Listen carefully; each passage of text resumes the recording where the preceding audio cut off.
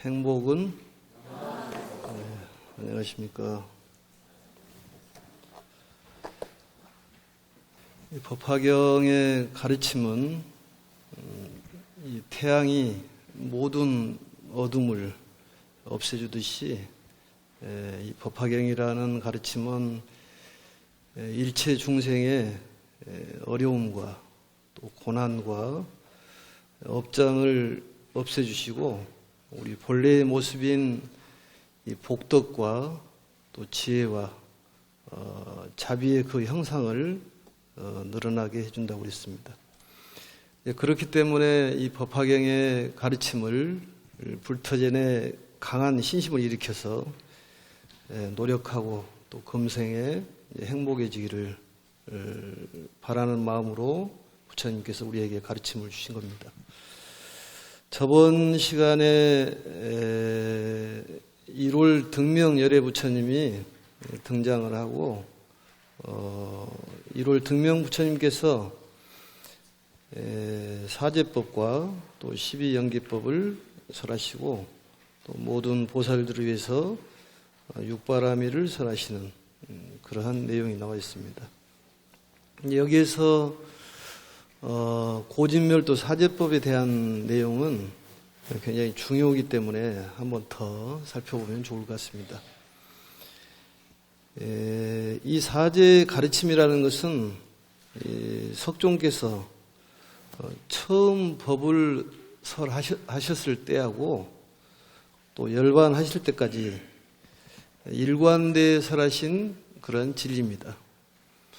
부처님께서 이 사바세계에 오신 목적이 괴로움을 없애주시기 위해서 오셨기 때문에 처음에 초전 법륜지에서 사제법을 설하셨고 중간도 마찬가지 마지막에도 역시 괴로움을 해결 위한 그런 가르침을 주신 겁니다. 그래서 상적 유대경이라는 경전이 있는데 거기에서 사리불께서 이렇게 얘기하십니다. 부처님 가르침의 모든 것이 사제법 속에서 다스려진다. 그 얘기는 그만큼 사제법의 진리는 중요하다 그런 얘기고 너무 잘 아는 내용입니다만 사제법이라는 것은 불교의 실천적 체계를 네 가지로 말씀한 그런 진리고 또한 이 제라는 것은 진실을 불어난 그런 뜻이 있습니다.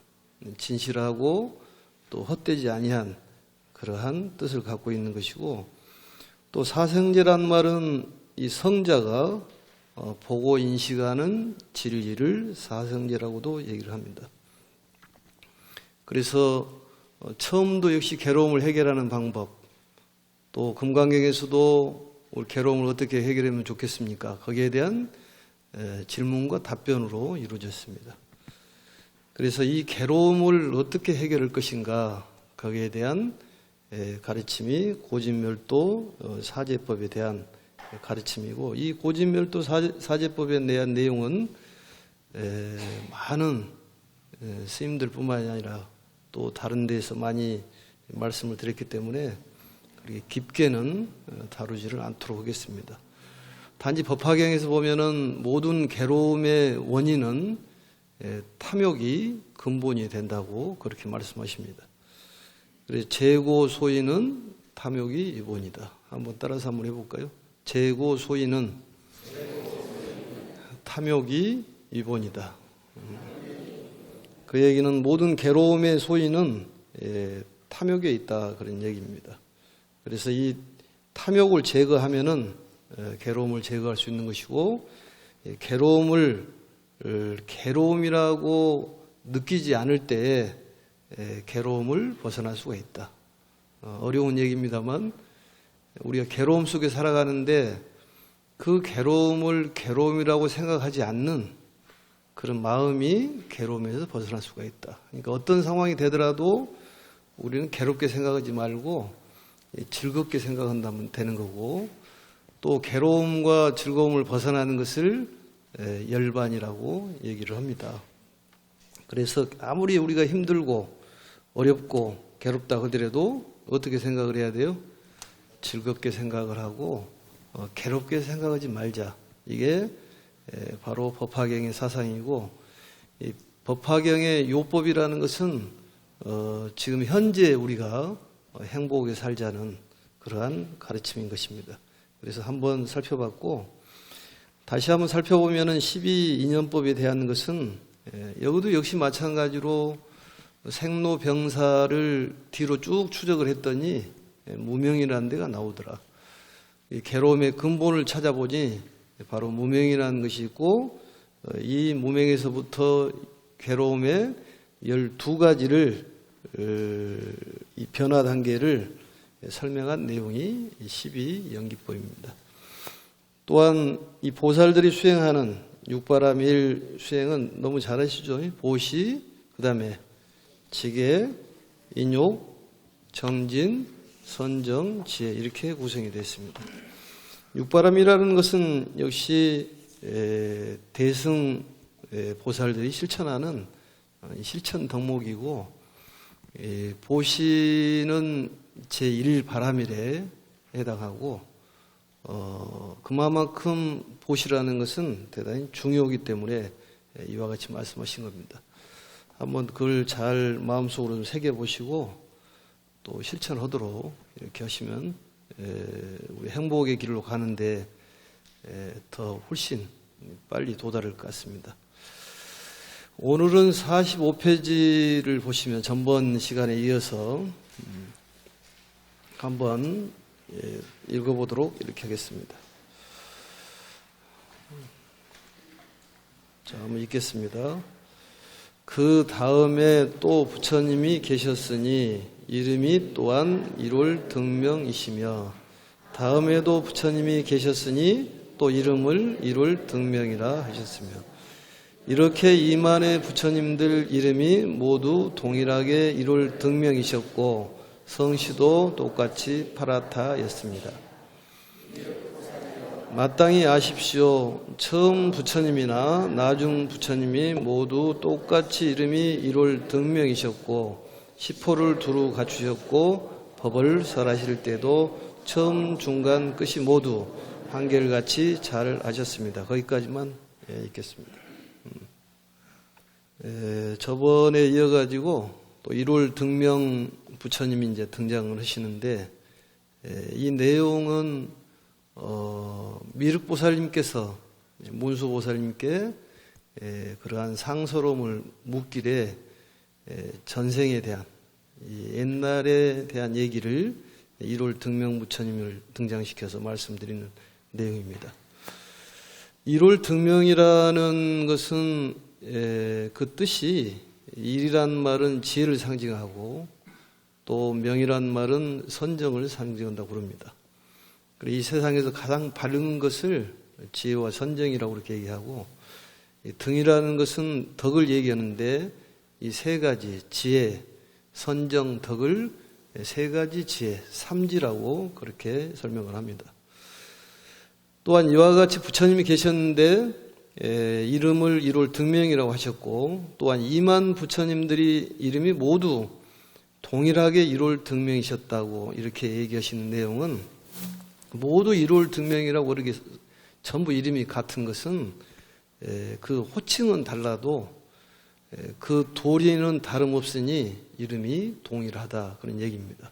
그 얘기는 지혜와 선정, 덕을 고루 갖추고 있는, 도리를 갖추고 있기 때문에 이름이 동일하다, 이렇게 볼 수가 있고, 이 파라타라는 이 단어가 나오는데, 파라타라는 말은 옛 성인의 이름을 파라타라고 이렇게 얘기를 했었는데 후에 성으로 이렇게 삼았다고 그렇게 얘기합니다. 그러니까 우리가 박씨, 이씨 이러듯이 우리가 김씨가 많은 것은 김씨가 그만큼 양반이었다고 그러는데 근거가 있는 얘기인지는 모르겠습니다만, 그래서 김씨가 많아졌다고 그러지 않습니까? 또 이씨도 왕족들이 이씨가 많으니까 조선시대 이후에 이씨가 많아졌다고 그러잖아요. 그러듯이 이 파라타라는 이름도 그렇다는 거죠. 아무튼 이 파라타라는 말이 옛 성인의 이름이고 후에 성으로 삼아서 이 바라문 계급에 들어가 있는 그런 성씨가 파라타였다, 이렇게 기억하시면 될 것 같습니다. 그래서 미륵보살이여 마땅히 아십시오. 처음 부처님이나 나중 부처님이나 똑같이 이름이 이룰 등명이셨다. 이 얘기도 역시 동명을 갖고 있는 여러 부처님의 이름이지만 그 모양을 갖고 얘기하는 것이 아니라 그 성품의 도리가 바로 조금 전에 얘기했던 지혜와 선정, 덕을 갖추고 있기 때문에 이름이 이룰 등명이라고 이렇게 얘기한다. 그런 얘기입니다. 또 시포를 두루 갖추셨고 법을 설하실 때도 처음, 중간, 끝이 모두 한결같이 잘하셨습니다. 처음, 중간, 끝, 초, 중, 후설이 한결같았다. 그 얘기는 부처님의 뛰어난 미묘함을 나타낸 것입니다. 그 맨 나중 부처님이 아직 출가하지 않으셨을 때 여덟 왕자가 있었는데 첫째 이름은 유이요, 둘째 이름은 선이요, 셋째 이름은 무량의요, 넷째 이름은 보이요, 다섯째 이름은 중이요, 여섯째 이름은 제의요, 일곱째 이름은 향이요, 여덟째 이름은 법이었다. 이렇게 나옵니다. 그러니까 1월 등명 열애 부처님께서 여러 부처님이 계셨는데 마지막 부처님이 출가하시기 전 8명의 왕자를 낳았다. 우리 석가모니 부처님은 몇 분의 왕자를 낳는가요? 딱 한 분을 낳는데 그분 함자가 나울라입니다. 나울라.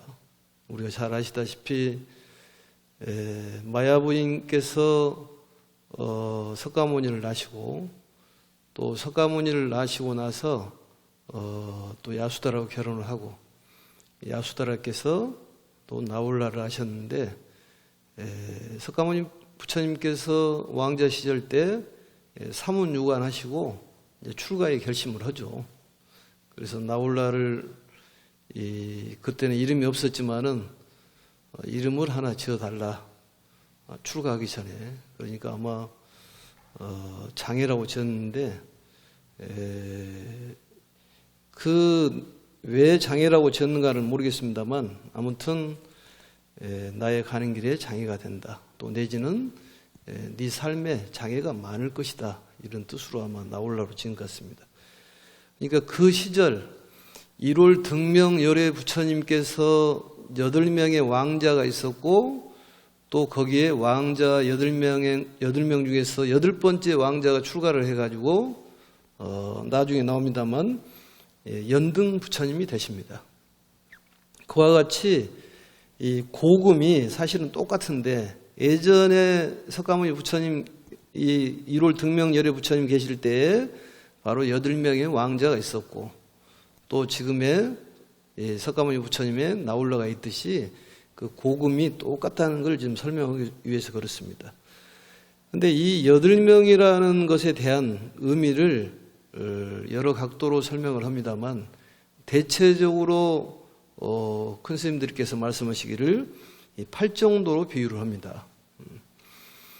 8정도에서 제일 마지막이 정입니다. 결국은 선정 속에서 부처를 이룰 수가 있다. 이렇게 볼 수가 있는 것이죠. 그러니까 우리가 선정이라는 것은 모든 신통력을 다 갖추고 있는 것이 선정이라고 그러지 않습니까? 그러니까 사람이 집중을 해야 돼요. 집중을. 모든 일에 집중을 해야 됩니다. 근데 집중하기가 쉽지는 않아요. 그런 질문 자주 하지 않습니까? 기도를 하는데 집중이 잘 안 되고 잡념이 많이 생깁니다. 그래요, 안 그래요? 잡념이 다 생깁니다. 누구든지. 그 발음을 잘해야 되는데 발음을 잘해야 됩니다. 근데 그런 잡된 생각이 잡념인데 그 생각은 누구든지 다 드는 거예요. 5만 가지 생각을 한다고 그러듯이 생각이 자꾸 이렇게 왔다 갔다 합니다. 그 생각을 누가 얼마만큼 묶어놓느냐. 그게 이 소원이 이루어지냐 안 이루어지냐는 그 차이입니다. 우리가 어떤 이 불 기운을 모아놓으면은 그 아무거나 잘라낼 수 있는 레이저가 되듯이 이 마음을 모아놓으면은 모든 걸 해결할 수 있는 그러한 능력이 생긴다는 거죠. 그래서 정신일도 하사불성이라고 그 마음을 모아야 한다는 거지. 그게 수행입니다. 그런데 사람이 자꾸 생각이 왔다 갔다 하는 거죠. 아무튼 무슨 생각을 해야 되고 있는 것이에요. 그래서 관세음보살을 부를 때도 역시 관세음보살을 이 단어를 생각하고 또 관세음보살님의 자비심을 마음에다가 품는 그런 노력이 필요한 거예요. 그래서 화두를 잡고 또 주력 수행을 할 때도 마찬가지입니다. 신묘장구 대단하니 할 때도 그 단어에다가 집중을 해야 돼요. 그렇지 않으면 다른 생각을 하게 돼 있다니까요. 정신이 한쪽에 모아지면 모든 걸 이룰 수 있듯이 마음을 모아야 됩니다. 그래야지 큰 힘을 발휘하는 거예요. 우리 불교도 힘을 합쳐야 됩니다.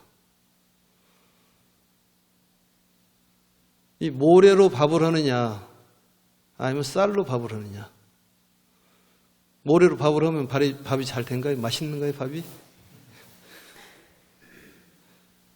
쌀로 밥을 해야지만 하나가 되듯이 부처님께 우리가 마지를 정성을 다해가지고 그 공양을 지어가지고 부처님 머리처럼 이렇게 하잖아요.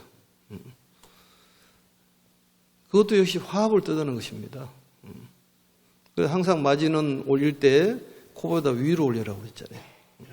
나보다 먼저 부처님보다도 먼저 내가 그 음식의 냄새를 맡지 않겠습니다. 그러니까 쌀로 밥을 해야지만이 이게 화합이 되는 것이지 모래로 밥을 해서는 어렵다는 거죠. 그러니까 뭉쳐야 됩니다. 기도도 뭉쳐서 해야 돼요.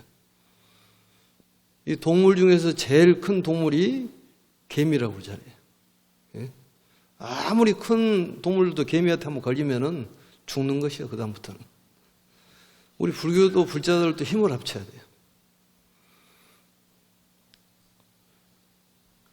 우리 절집에서 그 화합을 뜻하는 것이 울력이라고 있는데 울력은 귀신도 나와서 울력을 한다니 같이. 그러니까 부처님 일이라 그러면은 만사를 제껴놓고 나와가지고 힘을 합쳐야 돼요. 기도가 이루어지면은 초하루가 되면은 만사를 제껴놓고 나오고 관음절이 되면은 만사를 제껴놓고 나오고 또 지장절이 되면은 만사를 제껴놓고 나오고 그게 기본이 돼야 돼요. 기본이 돼야 됩니다. 우선 순위가 되는 것이 필요하다니까요. 우리 국민학교 때 체육대회 때 보면은 이 어떤 곳을 하나 만들어 놓고 이렇게 돌아오는 이 시합을 하잖아요. 거기에 뭐가 있냐면은 딱 붙은 그런 옷이 하나 있고 군대에서 신은 그런 군화가 하나 있고 군화를 신고 옷을 입으면 절대로 안 들어갑니다. 아무리 빨리 갔어도 소용이 없어요. 그럼 어떻게 해야 돼요? 옷을 입고 군화를 신어야지만이 제대로 입을 수가 있지 군화를 신고 옷을 신으면 안 된다는 거지. 어떤 대를 위해서는 내가 좀 희생적인 생각을 하고 이 화합되도록 노력을 해야 돼요. 그 열애 수량품에서는 도사화합이라는 말을 씁니다. 요즘 불교의 인구가 자꾸 줄어든다고 그러는데 힘을 합쳐야 돼요. 뭉쳐야 됩니다. 우스갯소리입니다만 공무원들이 스님들을 찾아올 때는 한 명이 온답니다. 성당을 갈 때는 2명이 간다는 거예요. 신부를 만나러 갈 때는. 또 목사님을 만나러 갈 때는 3명이 간다는 거예요. 워낙 말을 잘하니까. 스님들은 너무 점잖으니까 1명이면 되는 거예요. 그만큼 절 사람들이 이게 편안하다는 얘기도 될 수가 있겠습니다만 좀 열정적인 것도 필요해요. 절일이라 그러면은 좀 제껴놓고 나올 만합니다. 왜냐하면 종교라는 것은 가정을 위해서 종교가 있지만 그게 비중이 너무 가정적으로 우리 불자들은 치우쳐 있다는 거예요. 기독교는 너무 종교적으로 치우쳐 있는 것이고. 그러니까 우리 불자가 조금의 가정을 약간 등한시하고 절에다가 매진하는 것도 나쁘지는 않습니다. 절에 오면은 절로절로 된다는 얘기는 누차이지 않습니까? 절에 오면 절로절로 된다니까. 그 훌륭한 사실을 잘 모르더라고 보니까. 절로절로 되는 거예요. 염화미소를 지으면은 절로 행복 오다는 거예요. 그래서 자꾸 웃으라 그랬잖아요. 웃는데 참 인색합니다, 사람들이. 불자들은 더욱이나 인색해. 보시하는데도 참 인색하고. 보시하는데 넉넉합니까, 마음이? 예전에 어린이 법회 때 한참 어린이 법회를 했는데 엄마가 500원짜리를 2개를 주고 하나는 알사탕을 사 먹어라. 그리고 하나는 가서 부처님께 공양을 올려라. 그래서 얘가 신이 나가지고 막 달려오다가 넘어져가지고 500원짜리가 하수구 속으로 빠져버렸다니까. 그러니까 얘가 한 소리가 부처님 돈이 빠져보네. 그러면 부처님 돈이 500원짜리 써졌는가 이게? 얘들이나 불자나 똑같습니다. 어른이나. 내가 보시를 해야 되겠다고 돈을 모아놓으면 그게 돈이 나가면은 부처님 돈이 나가버리는 것이야. 응? 남아있는 것은 자기 돈이 남아있는 거죠. 10% 정도는 누구든지 보시를 해야 됩니다. 의무적으로 해야 되는 거예요. 왜냐? 태양의 기운, 달의 기운, 기사님의 덕택, 또 아니면 음식을 만들어주신 여러분들의 그런 노고가 있기 때문에 그분들을 위해서는 10% 정도는 회양을 해야 된다니까. 회양을 할 때 제일 좋은 걸로 해야지 나쁜 걸로 하는 것은 아니다니까요. 예전에 시골에서 보면은 다음 해에 심을 그런 종자를 이렇게 걸어놓잖아요. 처마에다가 쭉 걸어놓는데 나쁜 걸 걸어놓습니까? 제일 좋은 걸 걸어놓습니다. 뿌리는 씨앗은 제일 좋은 걸 뿌려야 돼. 근데 그게 잘 어렵습니다, 사실은. 나도 누구 뭘 줘보려고 그러면은 좋은 걸 주려면 좀 아깝더라니까. 그게 어려워. 사실 가지고 가는 것도 아닌데 오늘부터는 좋은 걸 줘요. 그리고 돈을 딱 맨 처음에 쓸 돈을 딱 남겨놓고 그 많지만 쓰면 되는 것이지. 나가는 돈은 나가는 돈이고 우리 어떤 많은 사람들에게 베풀어야 되겠다 그렇다면은 그 돈은 남겨놔야지. 하수구로 빠져버리면 부처님 돈이 빠져버리는 거예요? 응? 다른 데로 쓸데없이 돈이 나가버리면은 부처님 돈이 빠져나가는 거예요? 응? 우리가 보시에 대한 생각을 잘 해보시고 아무튼 이 팔정도에서 이 정정이라는 수행은 대단히 중요한 가르침입니다.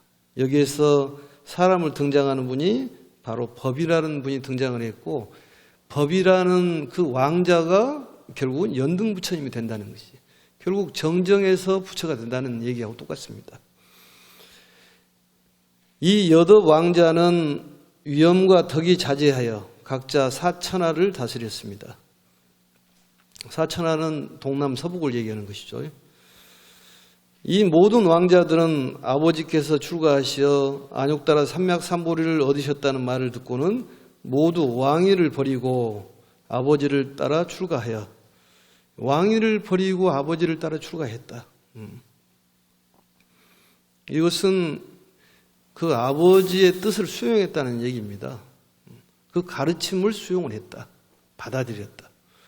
우리가 법신, 보신, 화신 중에서 이 보신이라는 것은 어떤 수행을 통해 가지고 이룬 부처님을 바로 보신이라고 그럽니다.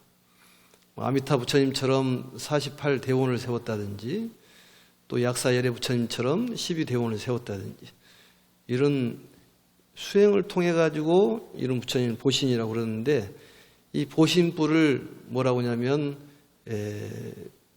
수용신이라고 해요. 수용신. 결국은 수용이 수행입니다. 모든 걸 받아들이는 거예요. 추워도 받아들이고 더워도 받아들이고 힘들어도 받아들이고. 그러니까 괴로움을 이겨낼 수 있는 방법은 아무리 괴롭다 그러더라도 괴롭게 생각하지 않으면은 괴로움은 물러나게 되는 것이죠. 지금 괴롭습니까? 괴로워요? 지금은 괴롭지는 않지. 여기서 일어나서 법당을 나가면 이제 힘이 들 수도 있겠지. 그러더라도 좋은 쪽으로 생각하지 않는 거예요. 어떤 정신적인 부분도 좋은 쪽으로, 육체적인 부분도 좋은 쪽으로. 그것을 괴로움을 이겨내는 방법이라니까요. 대승의 뜻을 내어 항상 깨끗한 행을 닦아 모든 법사가 되어, 이 법의 스승이 법사죠. 그래서 경을 통달하면 경법사, 율을 통달하면 율법사, 논을 통달하면 논법사, 이 세 가지를 통달하면 삼장법사라고 그랬잖아요. 서유기에 나와 있는 삼장법사 이름은 현장 스님이고, 거기에 등장한 인물은 바로 손오공, 사오정, 저팔계인데, 저팔계는 탐을 상징하고, 사오정이는 진을 상징하고, 손오공이는 바로 어리석음을 상징하는데, 그게 바로 우리의 괴로움을 가져다주는 탐진시 삼독을 바로 삼장법사를 통해 가지고 그 해결하는 내용이 서유기입니다.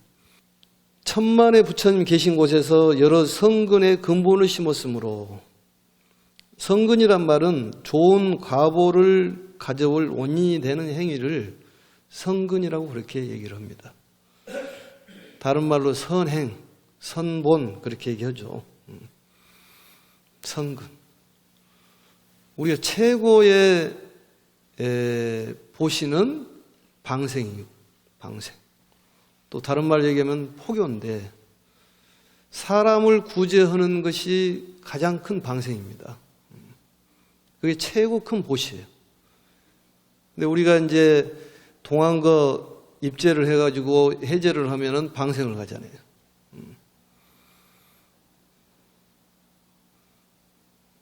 그러면은 거기 방생 갈 때 미꾸라지 방생을 하잖아요. 미꾸라지 방생을 20마리를 해놓고 추어탕을 10그릇 먹어버리고. 그래도 그게 성근이 된다는 거지. 왜냐하면 먹을 때 먹더라 하더라도 일단 살려주는 것은 그의 방생이라는 거야. 먹을 때 먹더라도. 또 아니면은 뭐 자라를 살려준 거예요? 붕어를 살려준 거예요? 아니면은 뭐 거북이를 살려줬는데, 거북이가 또 그게 상당히 그 식성이 좋아가지고 물고기들을 다 잡아먹은다는데 보니까. 방생도 잘 해야 되는데, 일단은 방생을 하는 것은 성근이에요. 또 무엇을 하더라 하더라도, 나중에 죄를 짓더라 하더라도 지금 하는 것은 성근이라니까.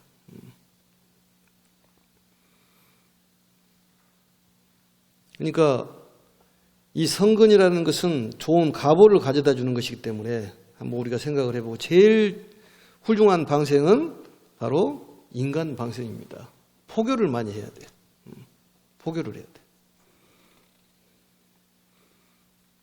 최소한 포교는 50명을 해야 된다. 이 생에는 50명을 해야 돼.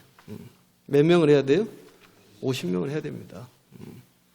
우리 이 종교 인구가 우리나라 인구보다도 훨씬 많다는 얘기 들어봤습니까? 우리 인구가 6천만인데 종교 인구는 8천만이라고 그래요. 특히 불자들이 저 산 위에다도 하나 해놓고, 중간에도 하나 해놓고, 이절 저에다가 사방천에다가 축원장을 해놓으니까 그게 불자가 돼버리는 거지.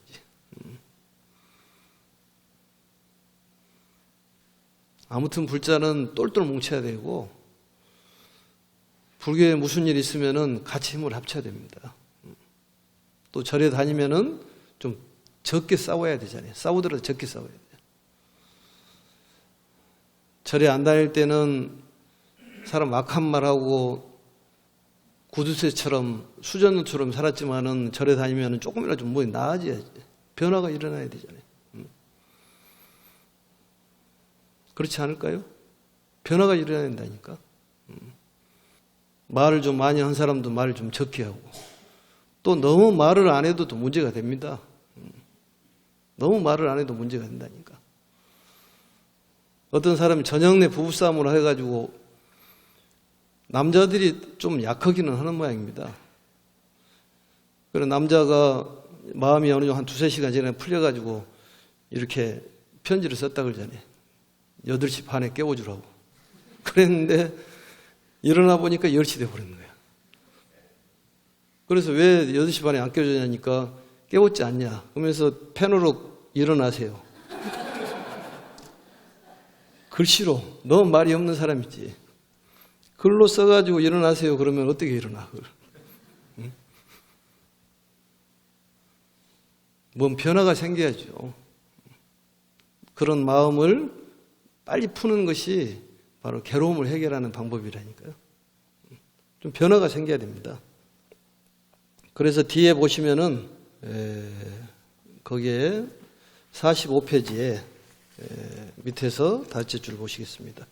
그때 1월 등명 부처님께서 대승의 경전을 설하셨는데 그 이름이 무량의경이었으며 곧 보살들을 가르치는 법으로 부처님께서 보호하시고 생각하시는 경이었습니다. 부처님께서 이 경전을 다 설하시고 곧 대중 가운데 가부좌를 맺으시고 무량의처 삼매에 드시니 몸과 마음이 전혀 움직이지 않으셨습니다. 맨 처음에 나와 있던 내용하고 아주 유사하죠. 그 다음에 넘어가가지고 이때 하늘에서 만다라꽃, 또 만수사꽃 이런 것들이 나오는데 이 만다라꽃이라는 것은 백화, 흰 연꽃을 만다라라고 부릅니다. 연꽃도 세 종류가 있어요. 연꽃이 피기 전 연꽃을 굴마라라고 합니다. 굴마라. 지기 전 연꽃을 가마라라고 해요. 그러면은 피어서 지기 전까지 연꽃을 뭐라고 하냐면 분탈이라고 해요. 그래서 이 분탈이라는 것은 바로 법화경을 얘기하는 것인데 경전도 가장 부처님 가르침 중에 가장 왕성한 경전이 법화경이라는 거지. 와서 꽃을 피웠으니까.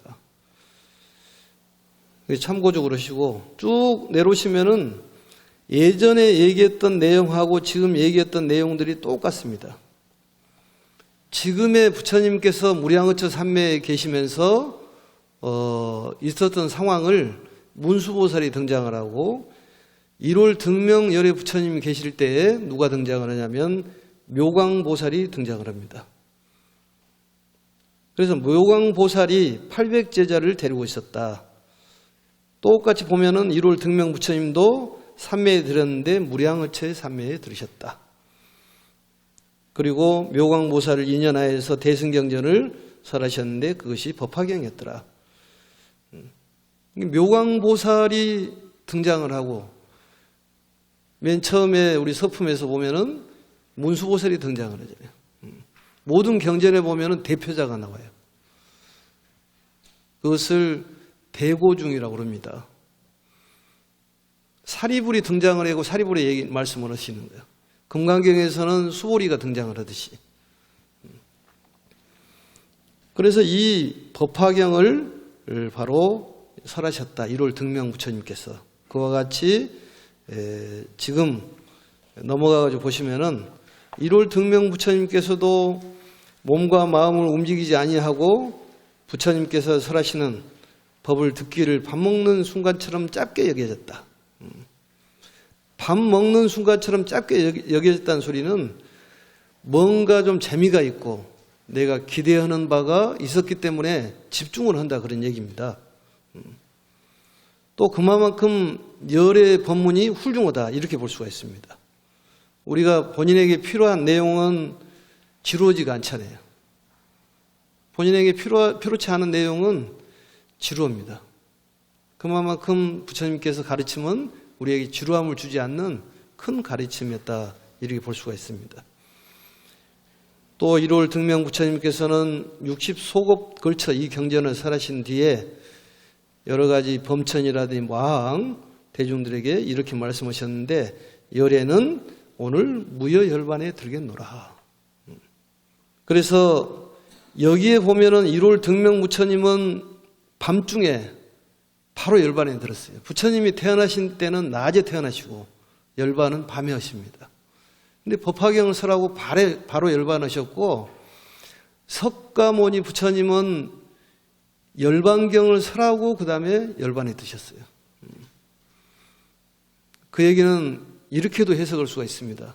예전에 1월 등명 부처님 계실 때 그 대중들은 근기가 수승해서 열반경까지 설할 필요 없이 법화경에서 바로 설하고 열반에 드신 거고, 지금 사바세계의 교주인 석가모님 시절의 이 대중들은 근기가 떨어져서 바로 법화경을 설하고도 남음이 있어서 바로 열반경을 설하고 열반에 들었다, 이렇게도 볼 수가 있습니다. 그때 한 보살이 있었는데, 덕장이라는 보살이 있었는데 부처님께서 수기를 주셨다. 성불의 애언이 바로 수기입니다. 이 덕장 보살은 바로 그 명호를 정신 부처님이죠. 다타아가도 열애란 말이고, 아라란 말은 응공이요, 삼맥삼불타는 정변입니다. 그래서 정신 부처님을, 덕장 보살에게 정신 부처님이라는 수기를 주시고 한밤중에 열반을 드셨습니다. 멸도하신 뒤에 묘광보살이라는 분이 계신데, 그분이 이 법화경을 유통시키는 보살님이에요.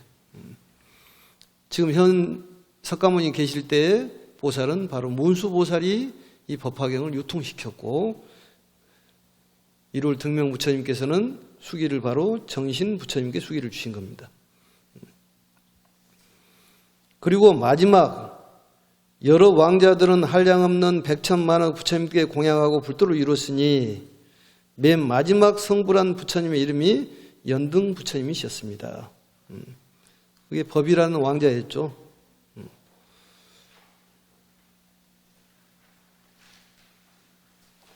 그 다음에 넘어가서 묘광보살의 800제자가 가운데 한 사람이 있었는데 이름을 구명이라는 분이 있었다. 지금 미륵보살님의 전의 얘기를 지금 하고 싶어서 드린 겁니다. 이 구명이라는 보살은 이익과 명예만을 탐내고 집착하여 탐착이양했다, 그런 얘기인데, 비록 경전은 많이 있고 외우더라도 뜻을 깨닫지 못하고 잊어버리는 것이 많아서 이름을 구명이라고 했습니다. 구명이라고 했습니다. 그러니까 구명이라 하신 것은 이제 과거사를 잘 알고 계셨고 거기에 대한 것을 나타내 보이시는 것인데, 바로 이 구명이라는 분이 바로 미륵보살이었다.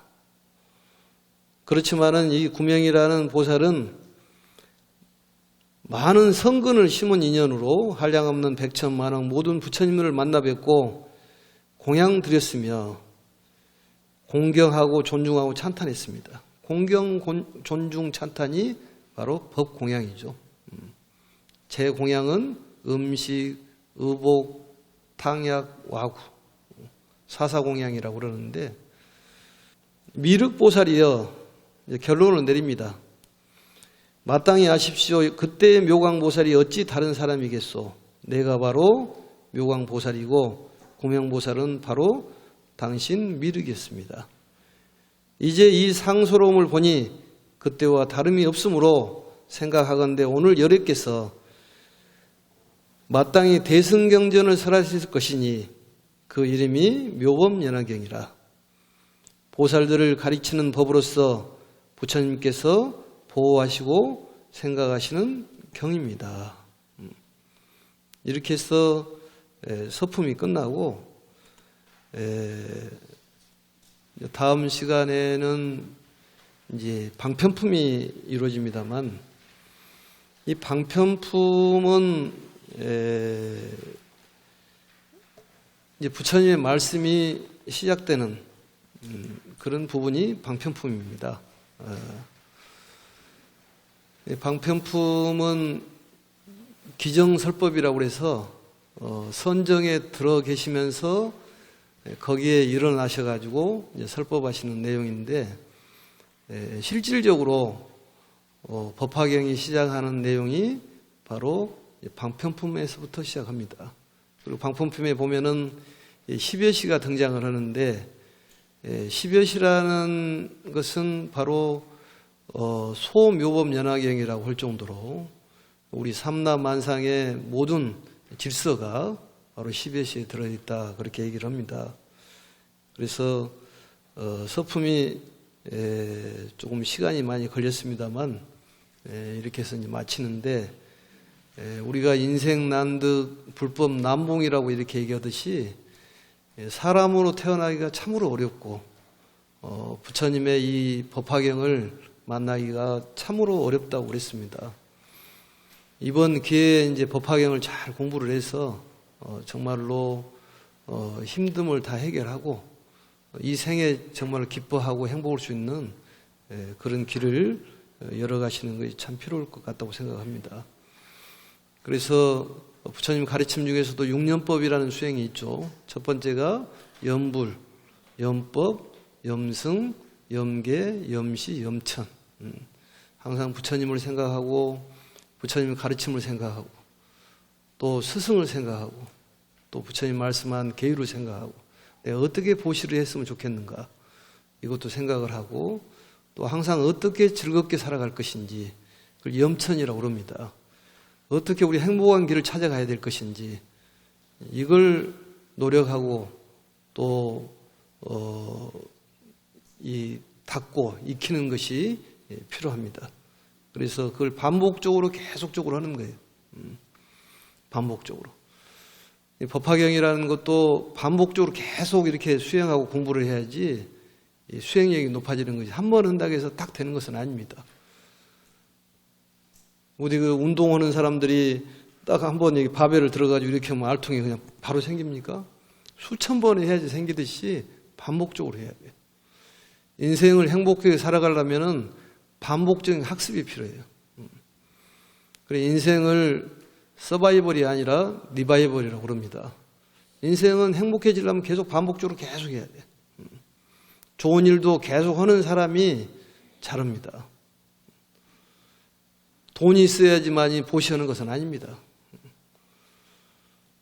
부자가 보시하는 것이지 보시하는 사람이 부자예요.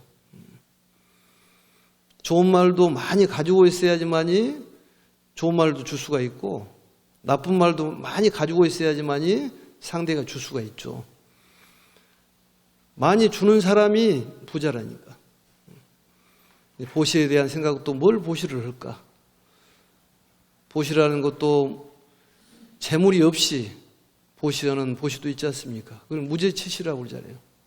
좋은 말을 해주고 우리같이 이번에 행복은 염화미소라는 생각도 자꾸 해서 전해주고 또 복덕을 지어주려면은 우리가 백호불사가 있는데 이 백호불사를 자꾸 하라고 권선하는 것도 큰 불사예요.